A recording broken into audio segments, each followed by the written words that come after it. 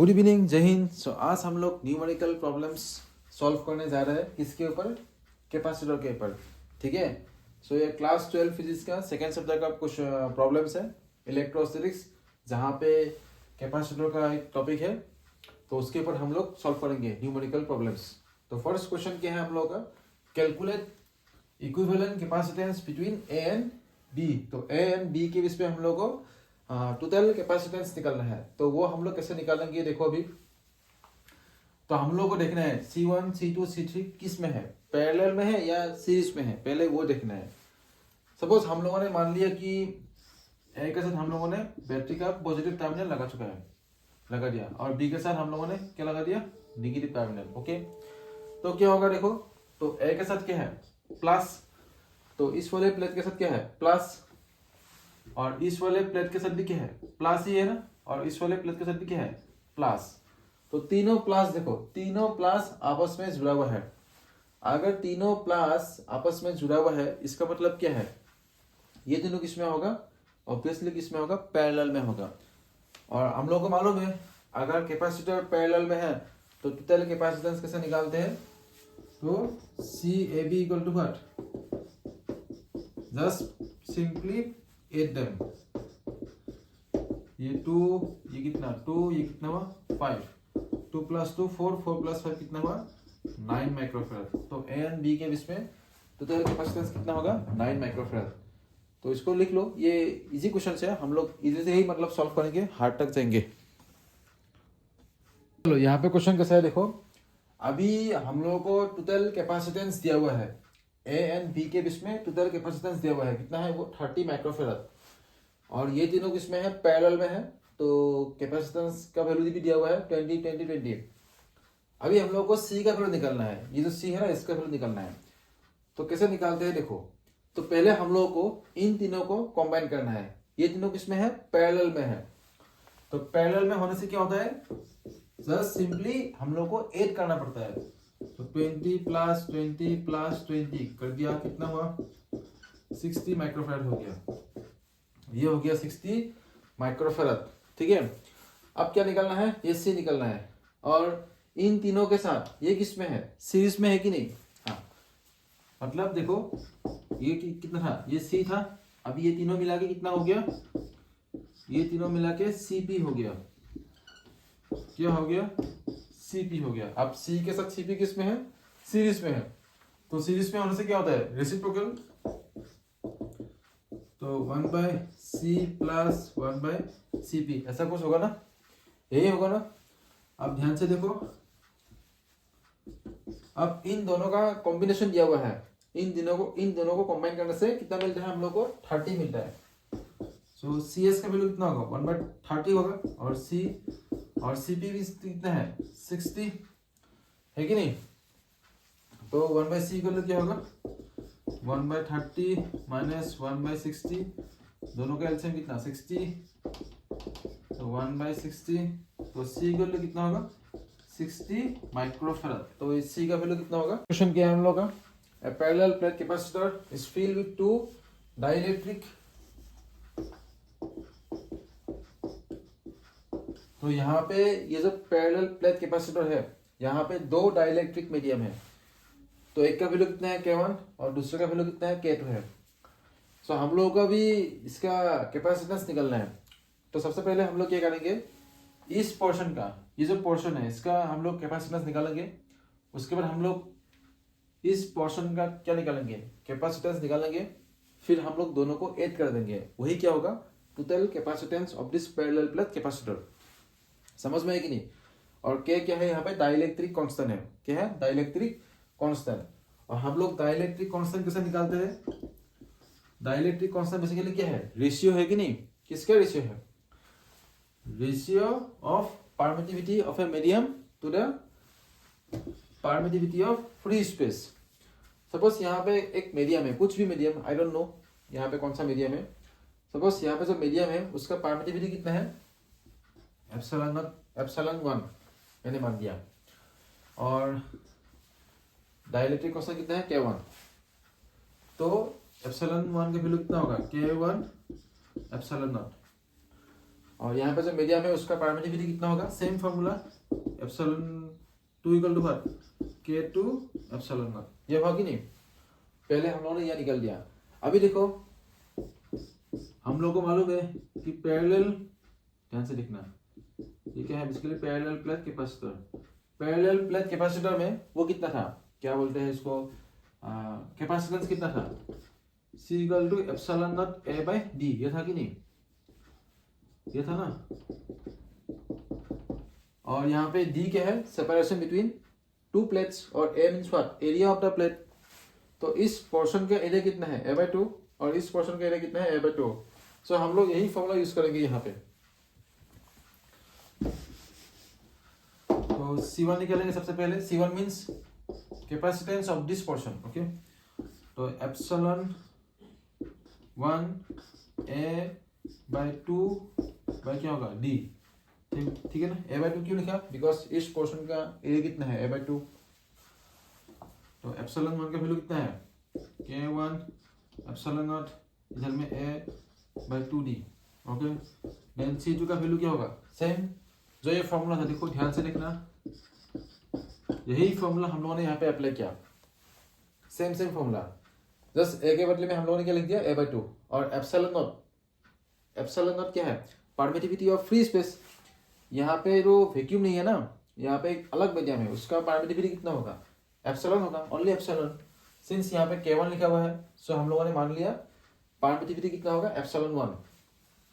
सिर्फ सिंस यहाँ पे K2 है, सो हम लोगों ने मान लिया कि यहाँ पे परमिटिविटी जो होगा उसका वैल्यू कितना होगा, एप्सिलॉन 2, ऐसे कुछ होगा। अब समझ में है कि नहीं, C2 का C1 C2 निकल गया।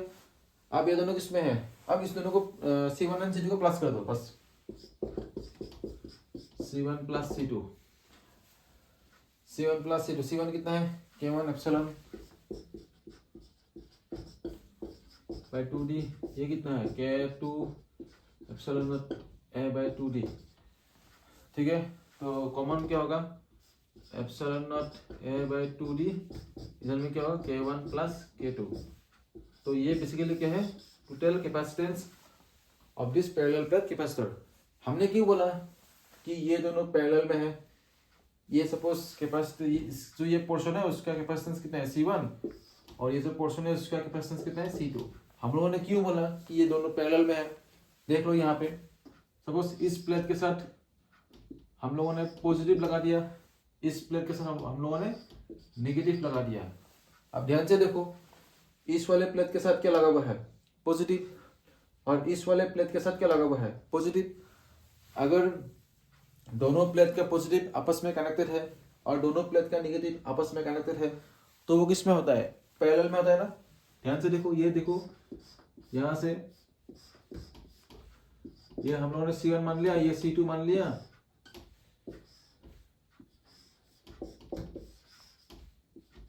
अब देखो तो C1 का साथ भी क्या लगा हुआ है, पॉजिटिव है कि नहीं, और C2 के साथ भी क्या लगा हुआ है, पॉजिटिव।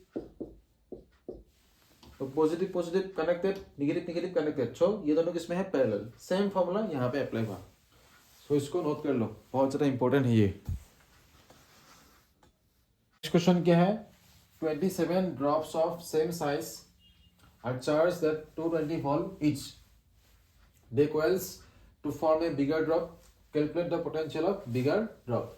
सो अभी ऐसा ड्रॉप कितना है, 27 नंबर ऑफ ड्रॉप्स है हम लोग के पास, और एक ड्रॉप का वोल्टेज कितना है, 220 वोल्टेज। मतलब हम लोगों ने यहाँ पे चार्ज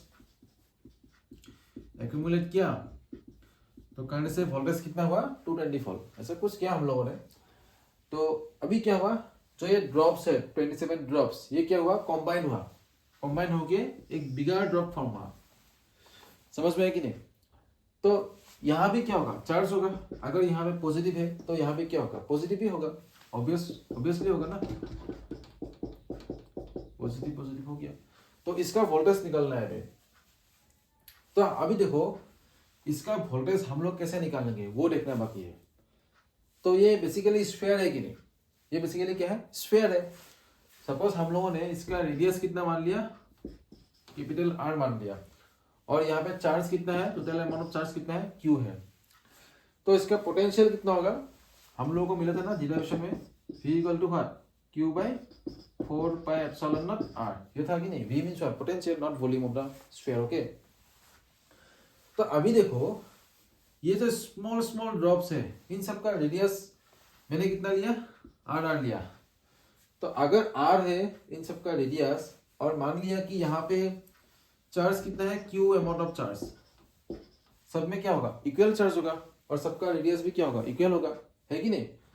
तो जो स्मॉल ड्रॉप है, एक स्मॉल ड्रॉप का वो पोटेंशियल कितना होता है, V equal to small q 4 pi epsilon naught small r, ये होगा ना। यह स्मॉल ड्रॉप का वो पोटेंशियल, ये बिगर ड्रॉप का पोटेंशियल। अभी हमको ये दिया हुआ है, ये जैसे वो स्मॉल v, इसका वैल्यू दिया हुआ है, हम लोग को कैपिटल V निकालना है। ओके, ये इसको V और इसको V लिख देते, तब ठीक है। आप समझ में आए ना। अब कैसे निकालते हैं देखो, तो इसको निकालने के लिए देखो, V रेस निकालने के लिए हम लोगों को क्या चाहिए, Q चाहिए, और ये तो क्या है, बेसिकली कांस्टेंट है ना, ये कांस्टेंट है ना। तो R क्या है, हम लोग को Q एंड R निकालना है, यहां से हम लोग को Q एंड R निकालना है। तो कैसे निकालते हैं देखो, सबसे पहले हम लोग क्या निकालेंगे, चार्ज निकालेंगे। अगर हम लोगों ने इन सबको कंबाइन किया तो यहाँ पे चार्ज कितना होगा, देखो सपोज यहाँ पे चार्ज कितना है, Q Q Q Q Q, ऐसा कितना ड्रॉप्स है, 27। सो टोटल चार्ज कितना होगा, हम लोगों को मालूम है कि चार्ज क्या नहीं होता, लॉस नहीं होता, चार्ज कभी भी लॉस नहीं होता। सो 27 ड्रॉप्स को मिलाने से चार्ज कितना होगा, capital Q equal to 27 into Q। इन सबको प्लस करने से जितना चार्ज होता है वही चार्ज यहाँ पे होगा, डेट अमाउंट ऑफ चार्ज यहाँ पे होगा, समझ में है ना। तो 27Q, तो कैपिटल Q का वैल्यू मिल गया हम लोगों को। अब क्या निकलना है हम लोग को, R निकलना है, कैपिटल R, मतलब जो बिगर ड्रॉप है उसका रेडियस निकलना है। अब देखो क्या क्या होगा, ये ड्रॉप्स सबको मिला दिया, सबको मिलाने से जो टोटल वॉल्यूम होगा, वही क्या होगा, वही वॉल्यूम इसका है कि नहीं। सपोज ये रेन ड्रॉपलेट्स, सब क्या है, रेन ड्रॉपलेट्स। तो इन सभी रेन ड्रॉपलेट्स को अगर मैंने कंबाइन कर दिया, जो टोटल वॉल्यूम होगा वाटर का, वो कहाँ पे होगा, यहाँ पे होगा ना। सो इसका वॉल्यूम और इन 27 ड्रॉपलेट्स का वॉल्यूम क्या है, इक्वल है कि नहीं। इन 27 ड्रॉपलेट्स को मिलाते हुए जो वॉल्यूम आएगा, वही वॉल्यूम क्या होगा, इसका होगा, समझ में आया ना। वही फंडा है। तो सॉल्व कैसे करता है देखो, अभी V क्या है, V रेस क्या है, जो बिगर ड्रॉपलेट्स के वो वॉल्यूम मान लिया, और ऐसे लिखते हैं वॉल्यूम ऑफ, तुम लोगों को समझ में आएगा ना तभी, volume of bigger droplet equal to 27 into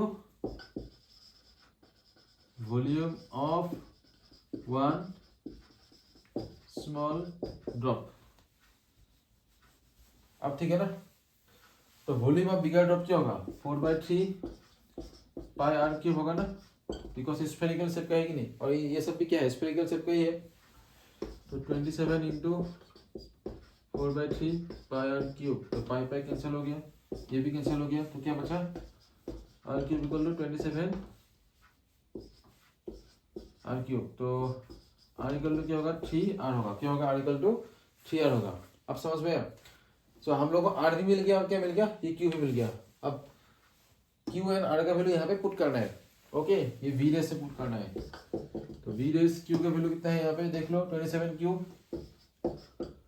27Q और 4 पाई एप्सिलॉन तो क्या है, कांस्टेंट, और R का वैल्यू कितना है, 3R।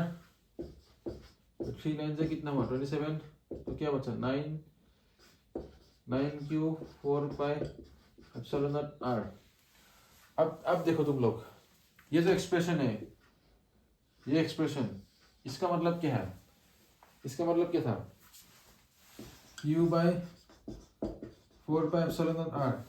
इस एक्सप्रेशन का वैल्यू मतलब क्या था, इस एक्सप्रेशन का मतलब था potential of one small drop. ये जो स्मॉल ड्रॉप है, इसका पोटेंशियल कितना था, Q by 4 pi epsilon naught R। तो Q by 4 pi epsilon naught R ये क्या है, potential of one small drop, और potential of one small drop कितना है 220 है ना, इंटू कर दो 9 इंटू 220 कितना हुआ 0, 9 to 18, 1980 volt. So bigger drop का वैल्यू कितना होगा, पोटेंशियल कितना होगा 1980 वोल्ट। तो ये भी नोट कर लो।